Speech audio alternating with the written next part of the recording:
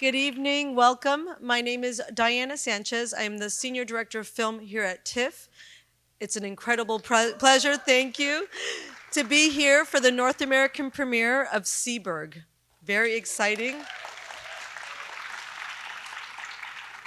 So to begin this evening's presentation, we would like to acknowledge that today's event is taking place on the treaty territory of the Mississaugas of the Credit First Nation, and the traditional territory of the Haudenosaunee, Anishinaabe, and the Huron-Wendat. And we are extremely grateful to have the opportunity to work here in the community. Thank you.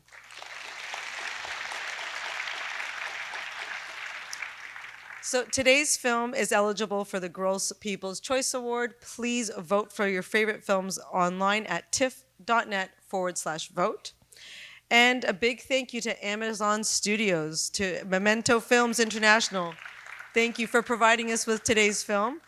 As well, a big thank you to the British Film Council for their generous support.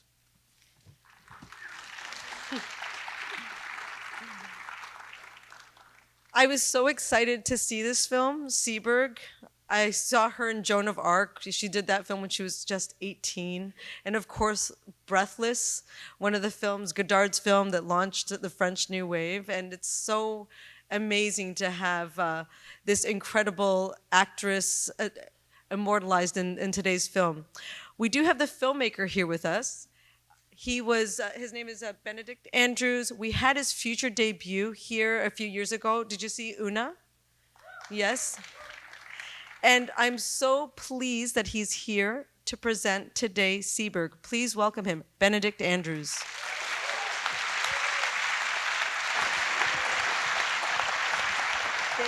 Thank you. Thank you. Thank you, everybody. We're thrilled to be here. Thank you for Toronto Film Festival for having us here for the North American premiere of the movie. I'd also like to thank Memento Films and Universal and Amazon Studios for bringing this film to life. The film has been a labor of love for everybody involved, and thrilled to be here tonight. Jean Seberg described this period of her life as a nightmare, a long nightmare where she didn't know what was true and what was not true anymore, and this film aims to kind of shine a light on the windows of those couple of years. I would like to introduce you to some of the other filmmakers in the cast. Anna Waterhouse and Joe Shrapnel, who are the writers of the movie.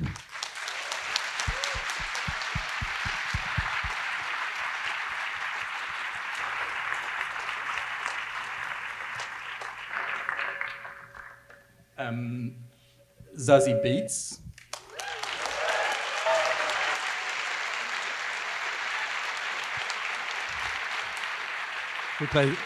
Who plays Dorothy Jamal. Anthony Mackie, who plays Hakim Jamal.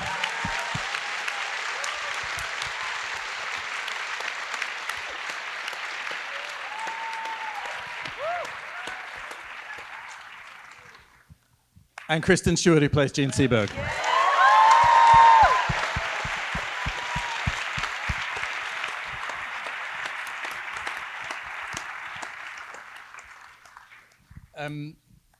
I'd also like to thank our producers who are here tonight, Fred Berger, Kate Garwood, Bradley Pills, and Brian Kavanagh-Jones for supporting this movie and being with us all through thick and thin, and all the extraordinary cast who aren't here with us tonight, including Jack O'Connell and Margaret Quayle, and also the wonderful crew who worked on this, and the DP Rachel Morrison, who's with us tonight, who will join us also afterwards.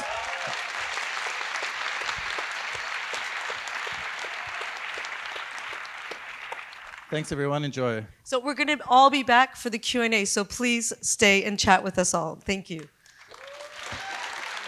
Welcome, Benedict Andrews. Producers, Fred Berger, Kate Garwood, and Bradley Piltz. Our writers, Anna Waterhouse and Joe Shrapnel. Our director of photography, Rachel Morrison. And Zazie Beetz. Anthony Mackie and Jean Seberg, Kristen Stewart.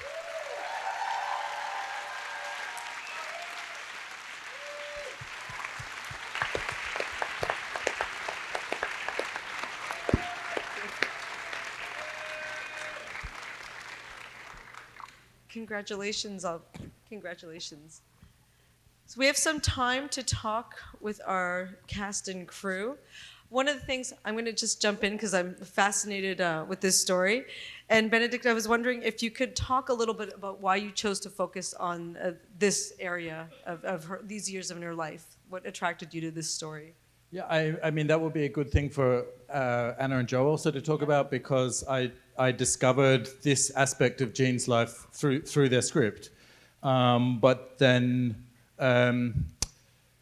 I'd known of Jean really as an icon before, and I think I had her in Breathless pinned up on my wall as a teenager growing up, and that performance in that movie, that incandescent performance, was something that I'd always remembered, but I didn't know about these years of her life. And I loved when I read Anna and Joe's script how they'd focused in on this period, but also how they'd interweaved the FBI story and the kind of surveillance thriller into Jean's life, so that we get incredibly close to Jean, but we also experience someone who is in Jack's character, who's also getting incredibly close to her in a way that ultimately makes us and him very uncomfortable. And I thought this was a very unique and cinematic way to unpack this story. In the theatre, I've been fortunate enough over many years to work with some incredible actors and actresses and experience up close the bravery and courage it takes for them to go out on stage or go in front of a character and put their essence of their being and their most private selves in front of people, up for scrutiny. And that kind of bravery in the actor fascinates me. And so in this story, I find it kind of terrifying and appalling how that most private space that Jean has is what becomes violated by the FBI, and the same machinery that is used to make cinema, the cameras and the microphones, are used to attack her personal life for political means. And I felt that was an incredibly touching and relevant story to tell. Absolutely, thank you. We have some time to take some questions from the audience. I see a question right up here. Yes, go ahead. The question is for Joe and Anne, probably maybe Benedict, on the structure of the story. Right. If we look at a few relationships at the same time, was that a challenge to decide how to present it, how much to show us? Yeah, so I'm going to repeat quickly the questions for the screenwriters, also Benedict, about how they chose the structure to structure the story. So we, as Benedict has said eloquently, we decided to tell this story through the prism of the investigation that the FBI made into Jean's life. Partly because it gave us an engine, it gave us the engine of an investigation, but also it was a way to structure a very, everyone's life is chaotic, and it's not necessarily easy to put that into a narrative structure. The script, we wrote the first draft of this 14 years ago.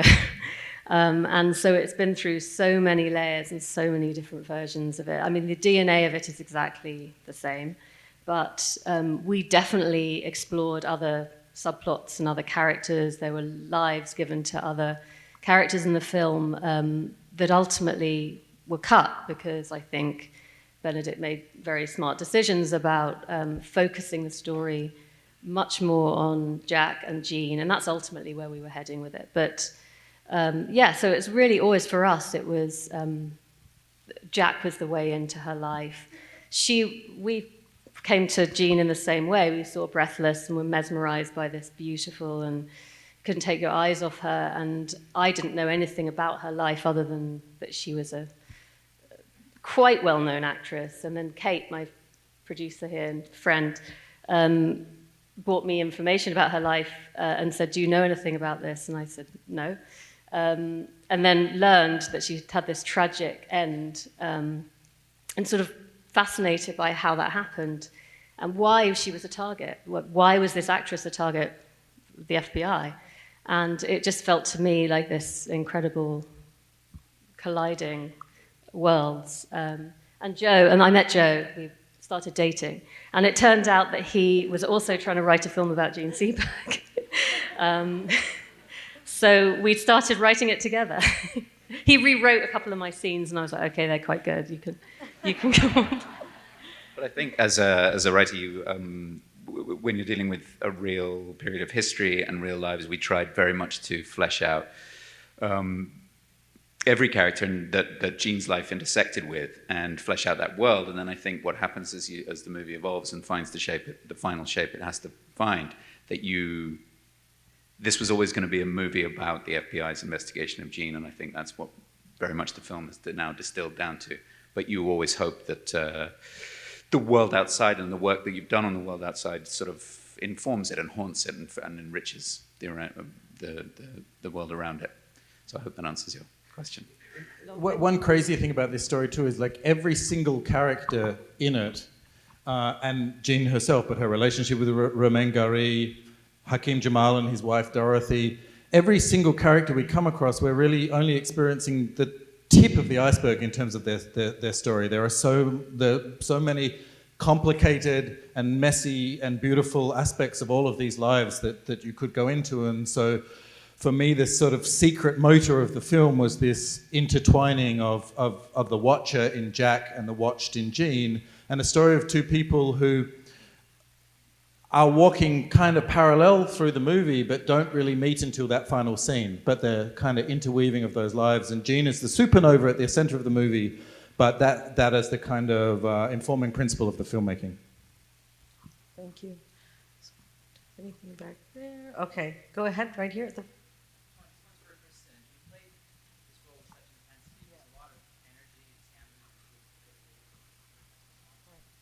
So the question is for Kristen, the intensity that she gave to this role and about the energy and stamina that required.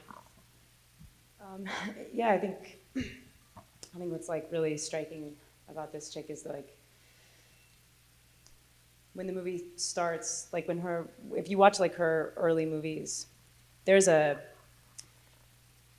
presence that is not questioning herself, like even in the slightest way. And like, it's a super undeniable energy that when you watch it like recede, it's really violent. And when I was her age, when I was 17 years old, trying to do stuff even remotely like what she tried to do, I could never let my face hang out like that. Like, she was the most engaged, willing, like, believer in other people and herself and all of it. And like, I just thought like the saddest thing was to watch that go away. So if you didn't come at it with like serious gusto, then the parts that you lose just aren't, there's no loss there. So yeah, like super intense, like really intense. That's like really, yeah. But yeah, I agree. I think she herself is like just one of the most like present, cool motherfuckers. So it's really sad when she goes away. That's the whole thing. Thank you.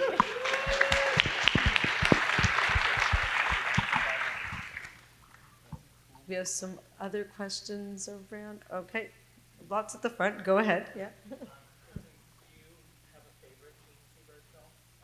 The question is her favorite Jean Seberg film, if there is one. I really like Lilith. I think like she doesn't have to do an impression of someone losing it, but yet she still does retain this memory of what it's like to be cognizant. And so yeah, like the extremity of that performance is really cool, and I don't think that she really could have played that without like going through the stuff that she did. And it's really cool to kind of like peel back this layer. I know that we've said this a million times, like people don't know this story very well. The darkness and I hate the word complex too. It's like women tell complex stories too. They're really like complicated. But like this woman was wearing this